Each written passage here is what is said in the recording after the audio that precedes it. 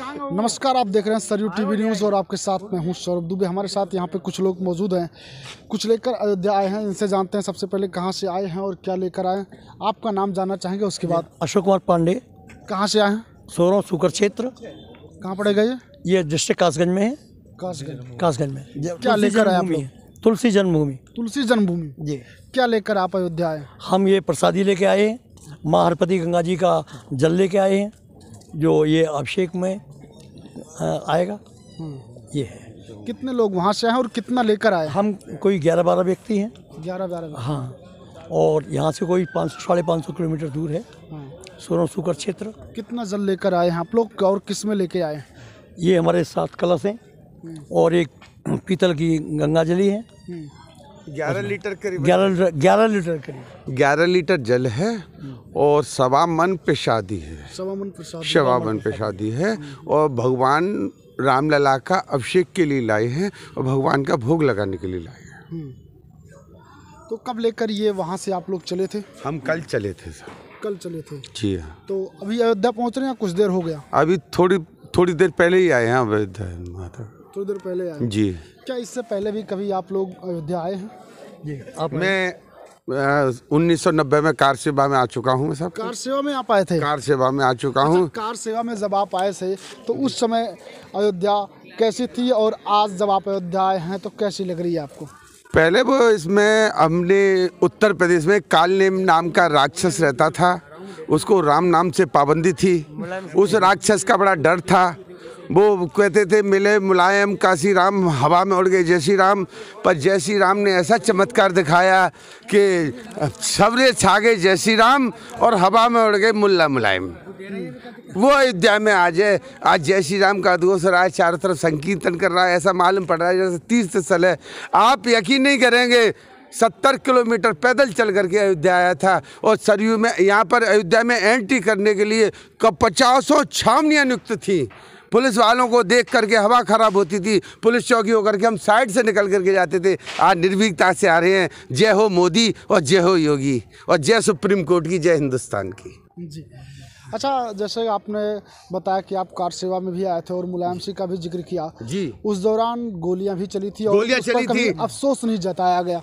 अफसोस क्यों जताते हैं? वो एक पक्ष को मजबूत करने के लिए कहते हैं। ये हमारा जो है निष्पक्ष वाली बात है, सबका साथ सबका विकास है। इसमें किसी के बाद आज ये बता दीजिए किसके साथ में पक्ष किया जा रहा है? चाहे तो वो पंडित हो, चाहे वो ठाकुर हो, चाहे वो शेड्यूल कास्ट हो, चाहे मुसलमान हो, कोई भी हो, सबको एक तरफा देखा जा रहा है। शासक का एक नियम होता है, किसी की चापलूसी नहीं, किसी का चमचागिरी नहीं। ये साला मुलायम जिसने हवा खराब कर दी, संतों पर इतने आतंक किए कि शायद 7 जन्म तक वो एक विष्टा बोलते हैं जिसको तो भी उसको मुक्ति नहीं मिलेगी। आप लोग क्या कहेंगे? जैसे कि राम जन्मभूमि का निमंत्रण भी विपक्षी दल के नेताओं के पास गया और 22 तारीख को ना आकर कुछ लोग कह रहे हैं कि हम 22 के बाद आएंगे और कांग्रेस तो 15 को आएगी, वहाँ उसके कुछ नेता आएंगे। तो 22 तारीख को ये लोग क्यों नहीं आ रहे? क्या लगता है आपको? ये भाग्यशाली लोग ही इसमें भाग ले पाएंगे। जिनके भाग्य में ही नहीं है वो क्या हिस्सा लेंगे?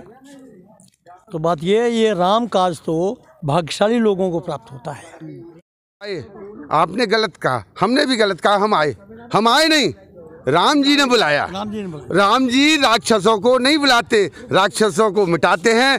आज किस हाशियत पर पहुंच गए वो देखिएगा आप। अब आने वाले टाइम में अगर राम मंदिर, ये जो कहते हैं ना कि अधूरी हो रही है, किस शास्त्र में लिखा है? किस पंडित कह रहे हैं? ये शंकराचार्य चापलूसी है। ये कोई संत नहीं मानता मैं इनको। जब मंदिर का प्रथम तल बन चुका, वहाँ पर प्राण प्रतिष्ठा की जाए। यो तो 7 मंजिल का मंदिर बना दीजिए आप। हमारे रामलला जिस तल पर विराजमान होने उस तल पर विराजमान होंगे, उस पर प्राण प्रतिष्ठा होगी। और कोई शंकराचार्य या आदि शंकराचार्य या कोई भी हो, खुली चुनौती है। मेरी बात को गलत साबित करे, मैं ज़िंदगी भर गुलामी करने को तैयार हूँ। नहीं तो अपने क्या बोलते हैं, अपने बात को कहे को वो झुटलाएं कि हाँ मैंने किसी के दबाव में आकर के राजनीति से प्रेरित होकर के। संतों को राजनीति से दूर रहना चाहिए, नीति की बात करनी चाहिए। लेकिन आज संत उसमें माया में लिप्त हो गए हैं। चापलूसी में लिप्त हो गए हैं, ये पता ही नहीं चल रहा है। तो आज कहाँ से कहाँ पहुँचा रहे हैं देश को। अब संत आए हैं, आज हमारे योगी जी हैं, एक संत हैं, शासक भी हैं, कठोर भी हैं, मुलायम भी हैं, दयावान भी हैं, सारे गुण मौजूद हैं। ऐसा शासक में होना चाहिए। हम आपसे जानना चाहेंगे, क्या आप इससे पहले कभी अयोध्या आए थे? नहीं आए। मैं नहीं आया। पहली बार अयोध्या आए? मैं पहली बार अयोध्या आया हूँ। और मैं कितना सौभाग्यशाली आप अपने आप को मानते हैं, आज अयोध्या में आप मौजूद हैं? मैं बहुत भाग्यशाली हूँ अपने आप में। और मेरे यहाँ से जब ये आंदोलन चल रहा था अयोध्या का, करीब 2 दर्जन लोग यहाँ आए थे अयोध्या। 90 में यहाँ उस समय लड़ाई दंगे में लगभग 10 लोग एंट्री कर पाए थे। उसमें से पन्नालाल जी कोटेवार थे, वो यहाँ जो अगर पुरानी वीडियो आपके पास हो तो शिव कुमार शर्मा भारद्वाज और पन्नालाल जी कोटेवार, वो भी पंडित जी थे, बुजुर्ग व्यक्ति थे उस समय, 76 वर्ष के। इतनी कुटाई हुई वो यहाँ से जाके वो 8-10 दिन बाद राम जी के लोग चले गए वो। तो हमेशा से हमारा संपर्क रहा है। और कुछ मैं आपको पौराणिक इतिहास के विषय में बता दूं, अयोध्या और सूरों का संबंध क्या है शुक्र क्षेत्र का। भगवान श्री राम सूर्यवंशी हैं। जब भगवान सूर्य को कोई संतान नहीं थी तो उन्होंने शुक्र क्षेत्र के वैवस्वत नामक तीर्थ में तपस्या की, और उस तपस्या के प्रभाव से उनको मनु आदि संतानें प्राप्त हुई। मनु के पुत्र हैं इक्ष्वाक। तो इक्ष्वाक ने अयोध्या की स्थापना की। तो इस तरह से शुक्र क्षेत्र के पौत्र का निवास स्थान या बसाया हुआ स्थान शुक्र क्षेत्र है, वो अयोध्या जी है। और उसके बाद में फिर जब सगर के 60,000 पुत्र कपिल के साप से खत्म होते हैं तो भगीरथ आदि जो तपस्या करते हैं, असमंजस को राजा बनाया ही नहीं गया था, जो अंशुमान राजा बने थे, दिलीप राजा बने थे, भगीरथ राजा बने थे, इन सब ने बैठ के शुक्र क्षेत्र में तपस्या की, क्योंकि उनका उपास्य स्थल है शुक्र क्षेत्र इस सूर्यवंश का। उसके बाद में हरिश्चंद्र महाराज, वो उनका सूरों से संपर्क रहा, तो जो भी राजे थे वो उन सब का रहा। भगवान श्री राम प्रभु 4 बार शुक्र क्षेत्र पधारे थे। अब मैं इसका आपको पौराणिक साक्ष्य देता हूँ। योग वशिष्ठ रामायण में स्पष्ट विवरण है इस चीज़ का कि जब भगवान वशिष्ठ जी के यहाँ विद्या अध्ययन कर रहे थे तो टूर एजुकेशन जैसे आज होता है, उसी तरह से वशिष्ठ महाराज ने उनको भारतवर्ष के सभी समय तीर्थों का परिभ्रमण करवाया था, उसमें शुक्र क्षेत्र वो गए थे। दूसरी बार जब विश्वामित्र जी के साथ में राम और लक्ष्मण दोनों जाते हैं तो तुलसीदास जी रामचरितमानस में लिखते हैं, चले राम लक्ष्मण मुनि संगा, गए जहाँ जहाँ पावन गंगा।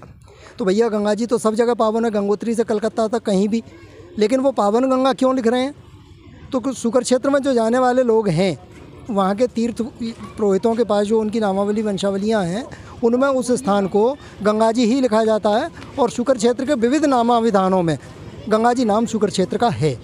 तो इस तरह से वो दूसरी बार गए। और तीसरी बार फिर मार्गशीर्ष शुक्ल पक्ष द्वादशी को जो पृथ्वी का प्राकट्य हुआ, और उस प्राकट्य के बाद में वहाँ जो उत्सव हुआ, समस्त देवता भगवान वराह से कृतज्ञता ज्ञापित करने के लिए एकत्र हुए। उसमें वहाँ पर भगवान श्री राम अपने पूरे परिवार के साथ जाते हैं। उनकी 3 माताएं होती हैं और 4 भाइयों की बहुएं होती हैं।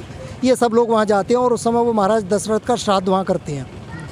और चौथी बार जब लवणासुर का वध हुआ मथुरा में और शत्रुघ्न को वहाँ का राजा बनाया गया, तब भगवान श्री राम वहाँ जाते हैं। तो यह पौराणिक इतिहास है। अब मैं इतिहास काल की बात आपसे करता हूँ। तो सोलंकी वंश के जो आदि पुरुष हैं महाराज हरितिदेव, उनके पुत्र होते हैं वेणु, और वेणु के फिर आगे संतति जो होती है उसमें अजय देव नाम के एक महाराज होते हैं। वो अजय देव महाराज फिर यहाँ अयोध्या में आकर स्थापित होते हैं और वो अपनी राजधानी बनाते हैं अयोध्या को।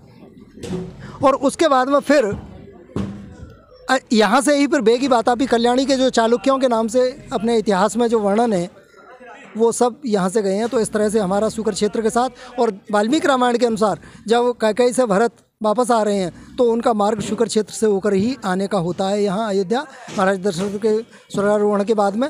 और जानकी जी के साथ भी फिर मैं आपको संबंध शुक्र क्षेत्र का जोड़ दूँ। जानकी जी पृथ्वी की पुत्री हैं, तो उनका पिता कौन है भाई? पृथ्वी किसकी पत्नी है? सबको पता है कि भगवान वराह की पत्नी है पृथ्वी। 1000 वर्ष तक पत्नी स्वरूप में भगवान के साथ में रही हैं। उस समय जानकी जी का जन्म होता है। तो जब भगवान वराह अपनी लीला संपन्न करके जाने लगते हैं, उस समय वो पृथ्वी देवी उनसे कहती हैं, प्रभु आप इसको अपनी संतति को ले जाइए। तब वो कहते हैं कि आप इसको संभाल के रखो, समय आने पर मैं इसका वर्णन करूँगा। तो तुलसीदास जी ने उस घटना का संकेत करके चौपाई को घुमाया है कि तात जनक तनया यह सोई। लक्ष्मण जी को कह रहे हैं राम जी, फिर उन्होंने उसको घुमा दिया चौपाई को। वो कहने लगते हैं कि कारण जास धनुष्मक हुई। वो कारण जास नहीं है, वो कारण ये है कि वो उस समय जो बराहावतार के समय में जो उनका प्राकट्य हुआ है, उस समय ये मेरी पुत्री के रूप में थी और अब मैं इसका वर्णन करूंगा। ये राम जी उसको बता रहे हैं। तो इस तरह से जानकी जी का मायका वास्तव में, जनकपुर तो प्राकट्य भूमि है उनकी, वास्तव में उनका जो जन्म स्थान है वो शुकर क्षेत्र है। तो ये इस तरह से भगवान राम या अयोध्या और शुकर क्षेत्र का जो संबंध मैं कहूँ वो। उसके बाद में फिर आपके यहाँ जो इसी अभी 200 वर्ष पहले के डॉक्यूमेंट्स मेरे मोबाइल में मैं दिखा सकता हूँ। हनुमानगढ़ी, कोटेश्वर महादेव मंदिर वगैरह जो हैं, तो यहाँ के मंदिरों के जो महंत मंडलेश्वर इत्यादि रहे हैं वो सब वहाँ जाते रहे हैं। और मतलब बहुत पुराना रिश्ता है वहाँ। बहुत पुराना, आदिकालीन। मतलब अयोध्या की स्थापना मैंने आपको बता दिया, सूर्य के पुत्र मनु और मनु के पुत्र इक्ष्वाक, तो शुकर क्षेत्र के बच्चों का ये स्थान बसाया हुआ है। यूँ नमस्कार, जय श्री राम।